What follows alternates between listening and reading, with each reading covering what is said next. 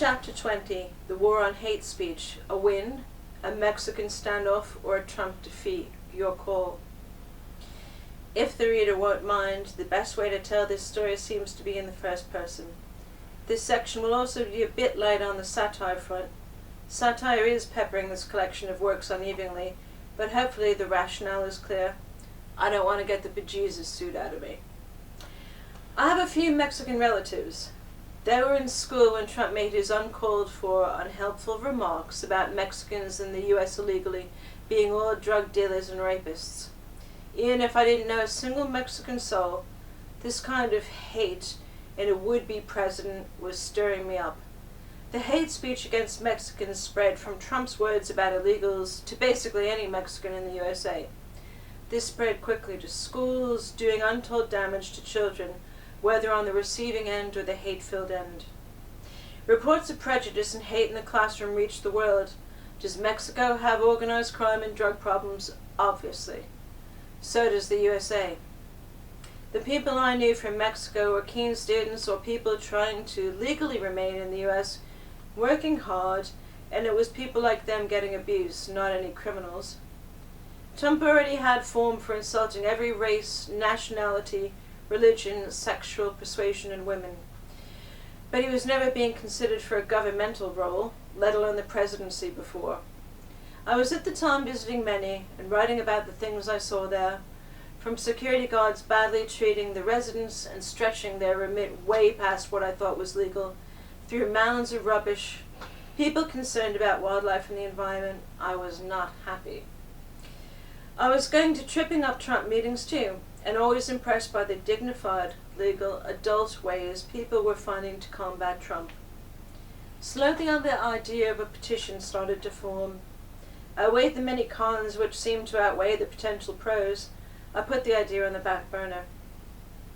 Then Trump mocked respected New York Times reporter Sergei Kovaleski, who has a debilitating condition impacting his joints.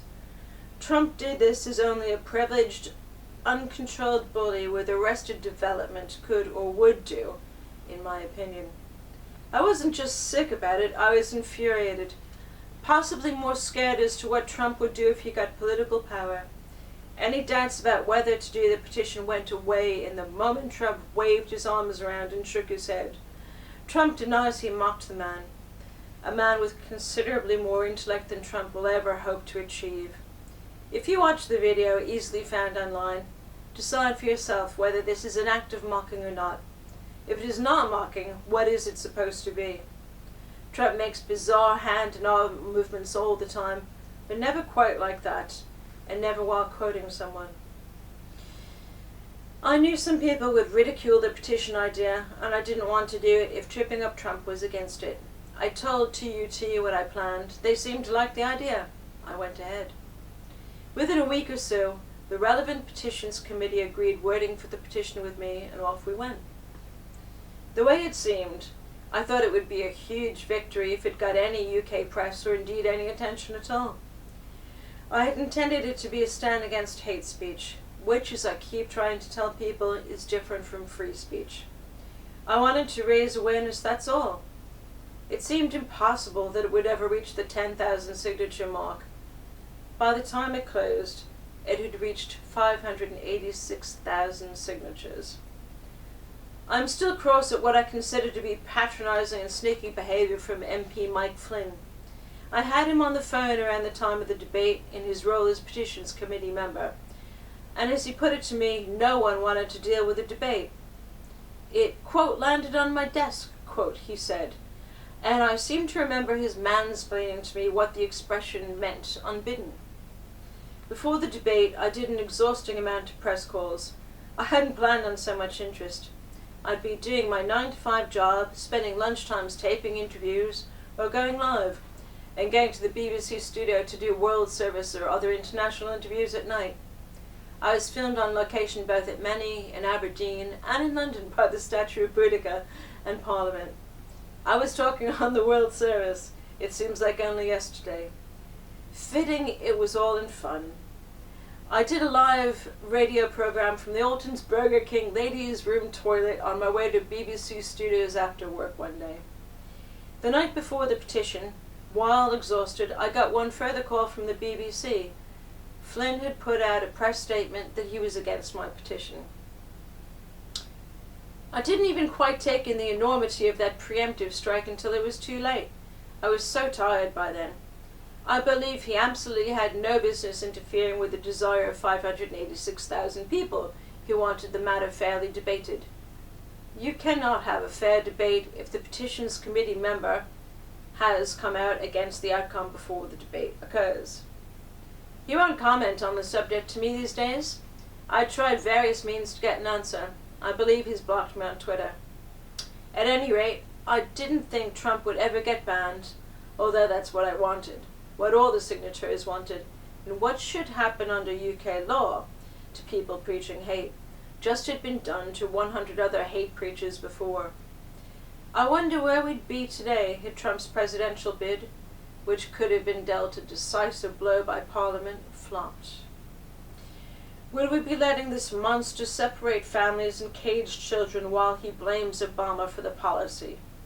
Would America be building a wall and taking bulldozers to butterflies and habitats while others starve? Would Steve Bannon be helping UK bigots organise? However, on the day of the debate we got a spectacular show. Conservatives, Labour, all sorts of MPs queued up to denounce Trump in hate speech. Save for one or two individuals, notably the Turnberry MP who was so much in favour of the economic benefits of Trump. She was outraged, as I recall. I wonder if she feels the same today. Trump was called a buffoon by all sides. I can't recall seeing Parliament so very united before then. Several media organisations wanted me to go to London to comment. By then I felt the petition belonged as much to the signatories as it did to me. And quite frankly, I was knackered. Trump's proposed Muslim American travel ban came just after my petition went live. If Trump hadn't mocked the reporter, then the Muslim travel ban would have been the catalyst for me instead. Some 7 to 11 million Muslims were estimated to live in the US at the time of my petition. William Shelley, the would-be bomber who wanted to kill, injure as many as he could. He said Trump inspired him, as did two brothers in Boston who beat a Hispanic man with a pipe, breaking his nose. Quote, Trump was right, they said about immigrants to the police who arrested him. How anyone with access to news of Shelley or these other gross instances of bullying and prejudice by Trump could have cast a vote for the man remains beyond me.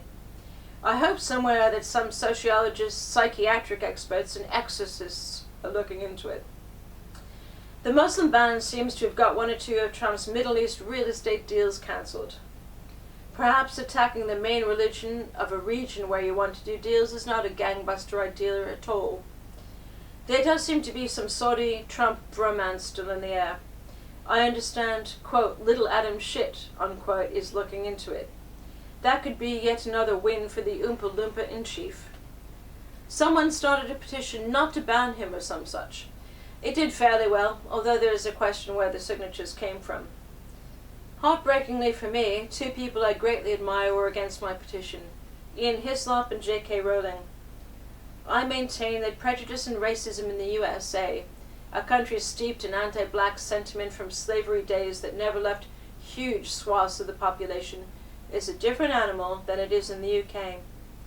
It is partially fueled by extremist, far-right evangelicals and their at-home education, which for some is more of an indoctrination into the superiority of the white, pseudo-Christian male over every other race, sex, and religion. Girls married off at 14 and 15 with no say are used to create more of these indoctrinated people, people with votes, people who love Trump, people who do what their religious leaders or their husbands tell them to do.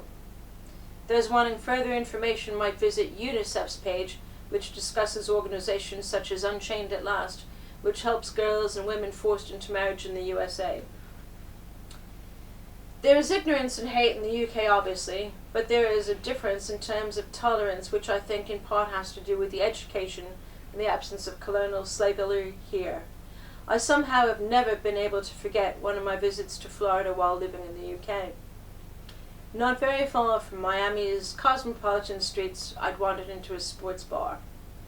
Tiger Woods was taking a shot on a giant plasma screen when someone shouted, quote, Get that off of that television, unquote. It was shouted with amazing volume by a very unattractive, pale, slim, older white man with red hair and a baseball cap. Some of the clientele just laughed.